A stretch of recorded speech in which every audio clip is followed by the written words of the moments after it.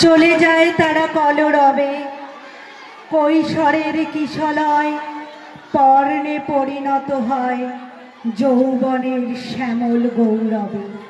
কবিশেখর কালিদাস রায়ের এ ভাষ্যে ধরা পড়েছে এক অভৌম বিবর্তনবাদ।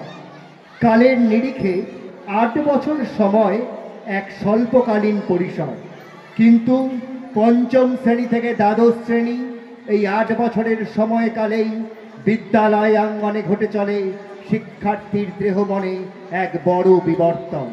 কিশোর মন ক্রমশ এগিয়ে চলে যৌবনের দ্বার প্রান্তের দিকে, এবং এক সময় সেই দ্বার অতিক্রম করে তারা প্রবেশ করে তারুণ্যের আনন্দযজ্ঞে।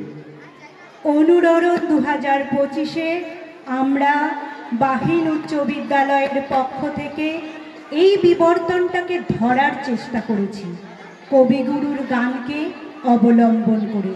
উপস্থাপিত হচ্ছে গীতি আলেখ্য আনন্দধারা। পাড়ার পাঠশালায় চতুর্থ শ্রেণীর শিশু মনে ভেসে ওঠে উচ্চ বিদ্যালয়ের জলচ্ছবি। উচ্চ বিদ্যালয়ে যাওয়ার স্বপ্নে বিভোর শিশুর আকাশে বাতাসে বিরাজ করে এক দীপ্ত জ্যোতি। তার বিশ্বভুবনে বর্ষিত হতে থাকে আনন্দধারা।